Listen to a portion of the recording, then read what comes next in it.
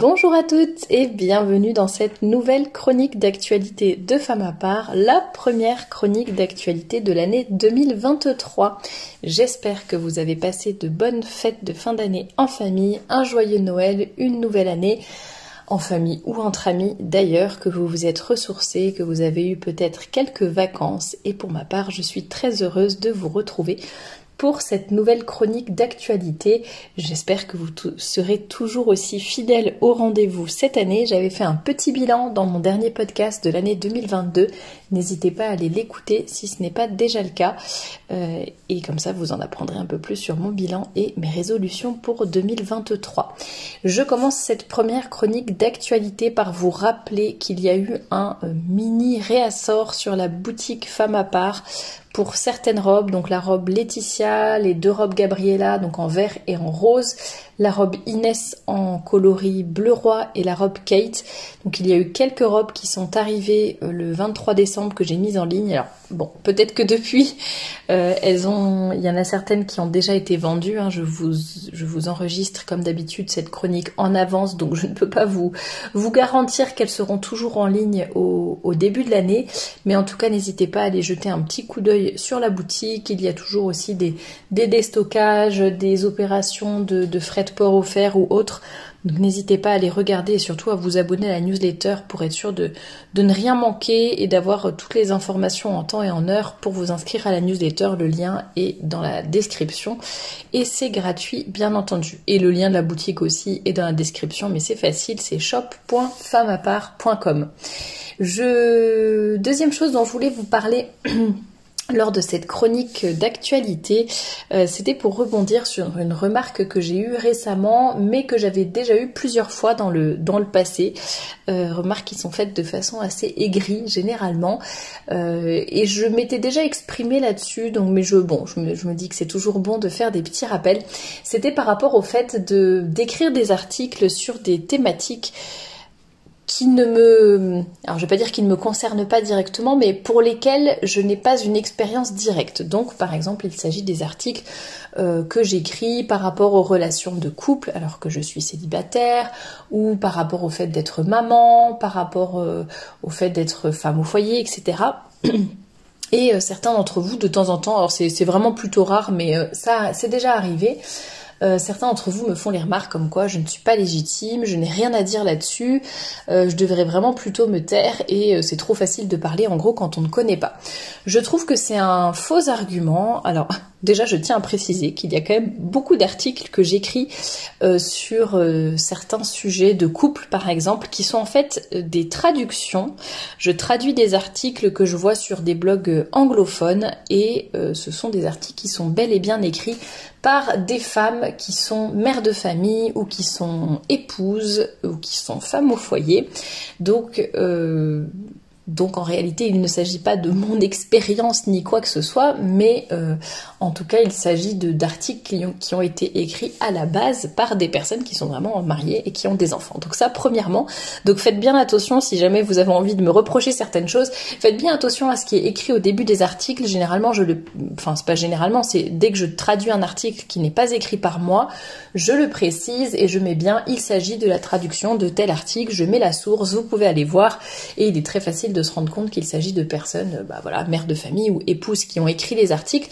Et parfois, sans qu'il s'agisse de traduction, il s'agit de certaines d'entre vous, tout simplement, qui me proposent des articles. Par exemple, j'avais déjà eu un article sur l'allaitement, qui n'avait pas été écrit par moi, mais c'était l'une d'entre vous qui m'avait proposé, qui s'y connaissait sur ce sujet-là et qui voulait en parler, et voilà. Mais dans ces cas-là, c'est bien précisé au début, merci à la personne qui a écrit cet article, enfin ça se voit que ça n'est pas écrit par moi. Donc déjà, ça c'est une première petite précision.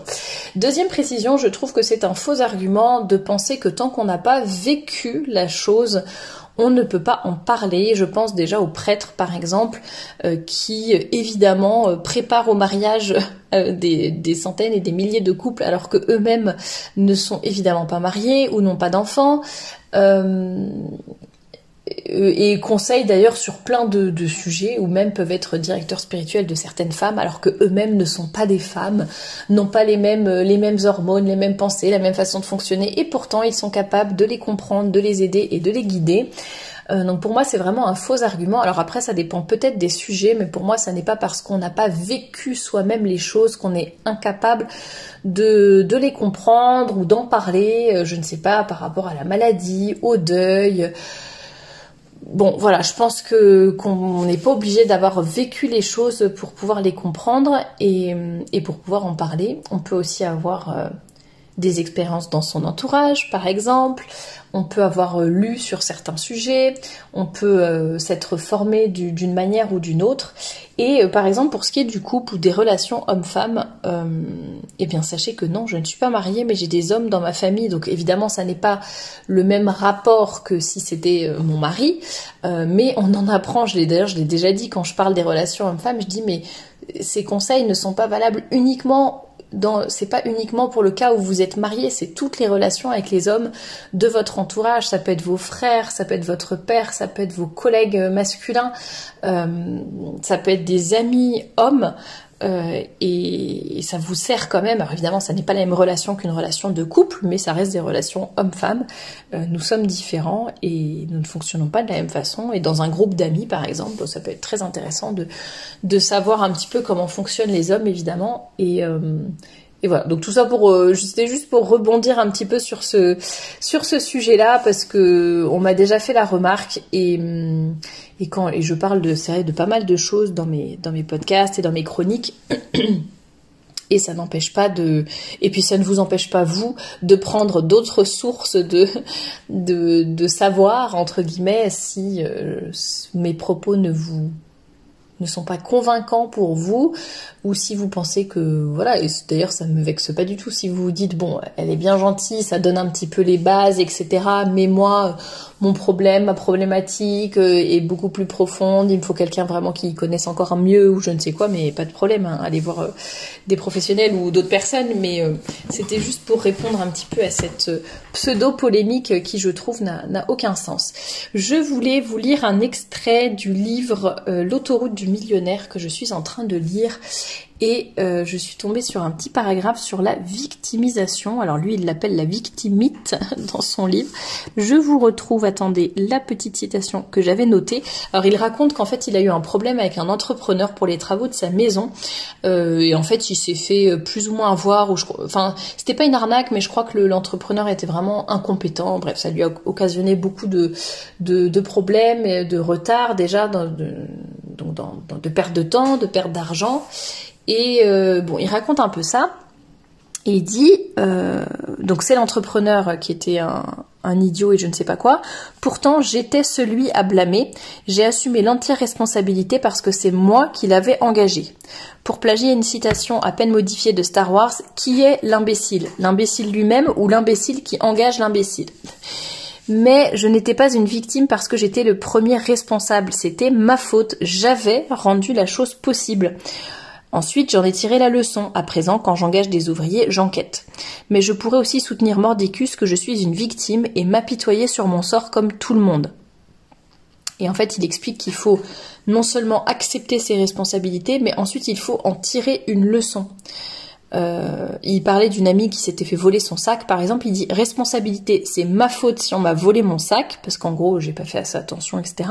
Leçon, à l'avenir, je prendrai les précautions nécessaires pour que ça n'arrive plus. » On est vacciné contre la victimite quand non seulement on se sent responsable de ses actes et des éventuelles conséquences négatives de ses actes, mais qu'en plus on en tire les leçons.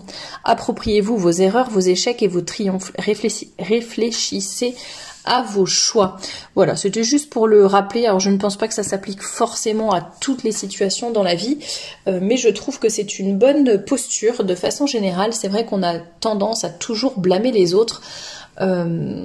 Et en fait, je pense qu'il faut... Alors, Ça ne veut pas dire que vous êtes responsable de tout, mais il faut apprendre, c'est vrai, à prendre ses responsabilités, à en tirer les leçons et à se dire, bah, à l'avenir, je ferai plus attention à ci ou à ça. Par exemple, pour les travaux, moi, c'est mon cas en ce moment, mais je me dis, mais il faut quand même être, on peut faire confiance, mais il faut quand même être derrière. Et il y a un moment donné, ça foire quand même, mais voilà, il faut pas blâmer uniquement les ouvriers. Il faut se dire que nous aussi, on aurait pu faire plus attention, être un peu plus derrière, etc.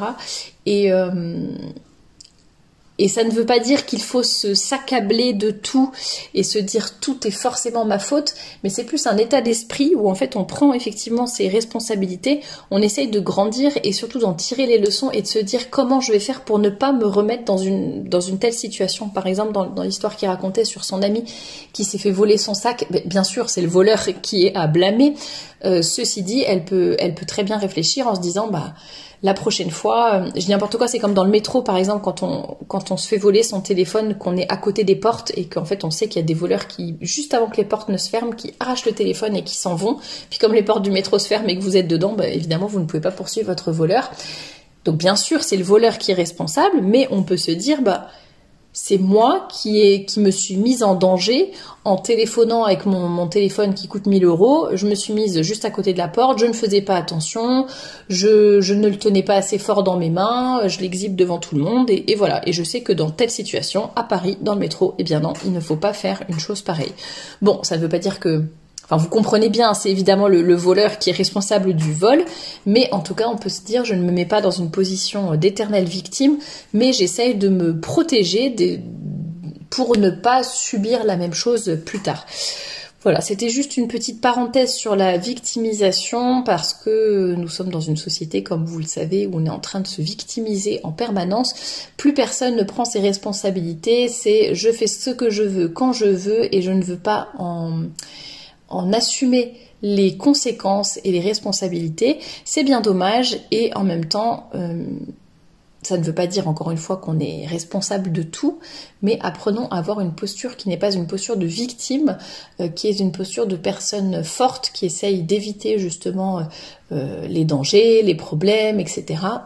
et qui fait tout pour... tout simplement pour ne plus se mettre dans des situations, ne plus avoir à subir ce genre de situations qui sont très souvent de la faute des autres, dans le cas du voleur ou des ouvriers qui ne font pas leur travail, comme ils le racontent. Mais voilà, je ne me remettrai plus dans une situation où j'engage des personnes incompétentes, où je me mets en danger, moi et mes affaires qui sont précieuses, enfin voilà. Vous comprenez bien. Autre actualité, j'en avais légèrement, rapidement parlé, je crois, dans une autre chronique, de la grossophobie dans le milieu du cinéma par rapport aux acteurs qui sont engagés, des acteurs qui ne sont pas obèses et qui sont engagés pour jouer des personnes obèses et donc qui doivent mettre soit des costumes, soit il y a des effets spéciaux pour les rendre obèses. Là, il s'agit du film The Whale, donc La Baleine. Je ne le connais pas du tout, je ne sais... j'ai même pas lu le synopsis, je ne sais pas de quoi il s'agit, mais apparemment il s'agit d'un film dans lequel c'est un homme queer et obèse, qui est l'un des personnages principaux et qui en fait a été joué par un acteur qui n'est ni queer ni obèse visiblement. Et la polémique c'est de dire pourquoi on prend quelqu'un de maigre pour jouer quelqu'un de gros et pourquoi on prend quelqu'un d'hétérosexuel pour jouer un homme queer. Et en fait, là où je trouve ça un peu idiot, c'est que ça discrédite complètement la lutte contre la grossophobie ou la transphobie ou je ne sais pas quoi. Enfin, je trouve que les personnes qui utilisent ce genre d'argument ne voient vraiment pas plus loin que le bout de leur nez, parce que si, pour les acteurs dans les films, on devait prendre à chaque fois quelqu'un, un acteur qui a eu la même vie ou le même vécu que le personnage qu'il incarne, en fait, ça s'appelle plus un film et des acteurs, ça s'appelle dans ces cas-là un documentaire et on prend des personnes réelles et on les suit dans la vraie vie, quoi. Donc par exemple, je ne sais pas, dans un film, une femme qui aurait subi une fausse couche ou un homme qui aurait perdu son père très jeune ou quelqu'un qui aurait vécu le traumatisme de la guerre, par exemple. Ah bah non, mais si toi t'as pas vécu la guerre, tu peux pas comprendre ce que c'est. Et je comprends très bien que les gens soient un peu dans cette position de se dire, mais moi je l'ai vécu, moi je connais la douleur que c'est, mais toi tu peux pas comprendre. Alors ça rejoint un peu ce que je disais d'ailleurs au début de cette chronique, mais on n'a pas besoin d'avoir tout vécu pour tout comprendre ou pour avoir de l'empathie. Et deuxièmement, il s'agit d'un film en fait, donc on sait que ce sont des acteurs que l'on va aller voir. Et bien sûr, s'il s'agit de moquerie ou je ne sais quoi, ou d'une satire, ou bon bah pourquoi pas, on peut dire qu'il s'agit de grossophobie ou qu'en tout cas on se moque des personnes obèses, mais quand c'est juste représenter un homme obèse, bah voilà, on est un peu obligé on ne peut pas forcément trouver que des acteurs qui sont exactement, qui ont le même vécu, la même orientation, la même vie que le personnage qu'ils incarnent. Alors bien sûr, il faut quand même qu'il y ait un peu de vraisemblance. C'est sûr que si vous jouez, par exemple, il y en a qui ont perdu beaucoup de poids pour leur rôle. Si vous devez jouer quelqu'un qui est, je dis n'importe quoi, qui est prisonnier, qui ne mange pas à sa faim, qui est maltraité, et puis qu'en fait vous apparaissez bien en chair, bien en forme, le teint bien rose. Enfin, vous voyez, bon. Oui, dans ces cas-là, ça sera peut-être pas crédible. Il faut avoir comment dire, dans ces cas-là, on maquille. Il y a des acteurs même qui perdent du poids pour certains rôles parce que justement, il faut qu'ils paraissent assez maigres. Il y en a qui prennent au contraire beaucoup de muscles ou beaucoup de poids pour certains rôles aussi. Donc ça va dans les deux sens. Et par exemple, par rapport à la couleur de peau ou ce genre de choses, c'est vrai que parfois on voit un peu des absurdités historiques. Je sais pas si par exemple, s'il y a un film sur Napoléon et que c'est joué par un acteur noir. Bon bah c'est sûr que c'est un petit peu, c'est un choix qui est un petit peu dommage, ne serait-ce que pour la vraisemblance historique et la vraisemblance du film. Mais bon, pour d'autres choses, vous voyez, tout ce qui est intérieur entre guillemets, j'allais dire tout ce qui ne se voit pas. Alors les costumes, on peut jouer dessus, le poids, on peut jouer dessus, les cheveux, etc. Ça c'est des choses qui s'arrangent facilement dans les films. Bon, et par contre, bah, tout ce qui est vécu intérieur des drames que vous avez, je sais pas, par exemple si vous avez vos parents sont morts alors que vous étiez très jeune, c'est pas quelque chose a priori qui se voit extérieurement sur votre visage. Bon, donc voilà, je trouve ça un petit peu, pour moi c'est vraiment un argument très limite qui les dessert complètement et qui montre que ce combat est vraiment, enfin ça dessert ce combat en fait. C'est comme certaines luttes féministes complètement absurdes. Je trouve que finalement, bon, c'est un petit peu dommage. Il parle aussi un peu de la pitié et de l'empathie. Alors soi-disant, c'est de l'empathie envers le personnage, mais eux, ils pensent qu'en fait, on le regarde avec pitié parce qu'il est queer et puis il est obèse. Bon, faut savoir ce que vous voulez, quoi. Vous vous définissez comme victime en permanence, et puis quand on vous traite comme des victimes, non mais ça va, faut pas non plus avoir pitié de moi. Enfin bon, vous voyez, le genre de combat un petit peu sans fin. Donc c'est très dommage. Autre actualité dont je voulais vous parler, vous avez peut-être entendu parler du procès entre Amber Heard et Johnny Depp. J'en avais déjà parlé en chronique également, et l'actualité c'est en fait que Amber Heard a décidé finalement de ne pas faire appel à la dernière décision de justice donc qui la condamnait et qui donnait la victoire à Johnny Depp. Elle a finalement donc décidé d'arrêter de faire appel. Et l'une des citations sur lesquelles je suis tombée, c'est qu'elle dit « J'ai défendu ma vérité et en faisant ça, ma vie telle que je la connaissais a été détruite. » Alors déjà, moi, ça me choque de dire « J'ai défendu ma vérité ». Non, j'ai défendu la vérité. J'ai essayé de défendre la vérité, j'ai essayé de montrer au monde la vérité, j'ai essayé de prouver la vérité. Rien que le fait de dire ma vérité, je trouve que ça la discrédite énormément, en fait. Mais bon, après, c'est le monde dans lequel on vit qui pense qu'il y a plusieurs vérités. Mais non, en fait, il y a qu'une vérité, il y a qu'une chose qui s'est passée. Alors bien sûr, les deux personnages qui sont impliqués peuvent avoir chacun leur vision différente, peuvent avoir vécu les choses de façon légèrement différente, mais n'empêche qu'il y a qu'une seule vérité, quoi. Je veux dire, soit c'était une femme battue, soit c'était pas une femme battue, soit elle était victime, soit elle ne l'était pas, ou jusqu'à un certain point. Enfin, vous voyez ce que je veux dire, c'est pas une vérité, c'est pas ma vérité, c'est la vérité, quoi, c'est ce qui s'est passé. Et ensuite, elle dit la diabolisation à laquelle j'ai fait face sur les réseaux sociaux n'était qu'une façon amplifiée de la manière dont les femmes sont traitées. Et en fait, elle dit que, en gros, dès que les femmes font un pas en avant et essayent de dénoncer leurs agresseurs, etc., eh bien, elles sont victimisées de nouveau, en fait, à cause de la façon dont elles sont traitées par les réseaux sociaux, par les juges, par les policiers, etc. Et voilà. Et en fait, elles ne elle mélange un petit peu tout, puisque justement, bon après moi je ne sais pas exactement ce qui s'est passé dans leur couple, mais en tout cas la justice a rendu son jugement, et elle pense en fait que le fait qu'elle ait perdu, c'est parce qu'elle est une femme, c'est parce que nous sommes dans un monde misogyne, c'est parce que c'est le patriarcat oppresseur, et qu'en gros une femme a forcément raison, une femme est forcément la victime, et donc voilà, elle pense qu'elle s'est faite avoir, alors que pas du tout, a priori, enfin vu les preuves, vu le procès, etc. C'est juste qu'en fait, elle avait tort, elle a menti, etc. Enfin, et peut-être pas sur tout, j'en sais rien. Mais tout ça pour dire que, encore une fois, c'est ma vérité. Bon, ça veut tout dire.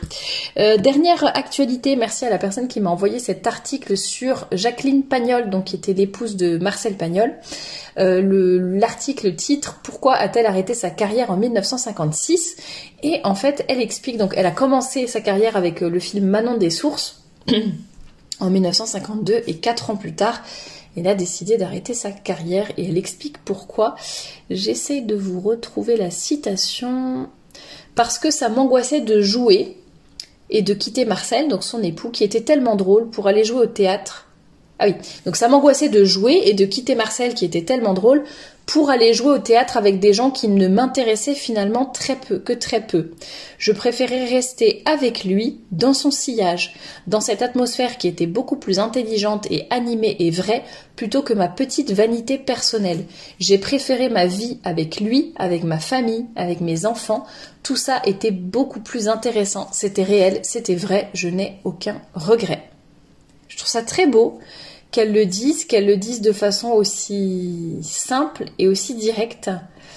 Je ne sais pas de quand date l'interview, mais je vous mettrai le lien de l'article.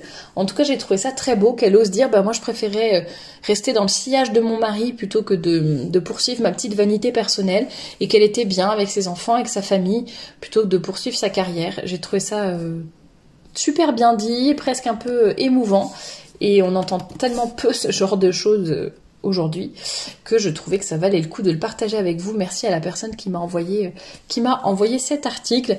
Comme d'habitude, je vous mettrai les liens des différents sujets dont j'ai parlé en barre d'infos, juste en dessous de cette vidéo, comme ça vous aurez tout ce qui est nécessaire si vous voulez approfondir les sujets.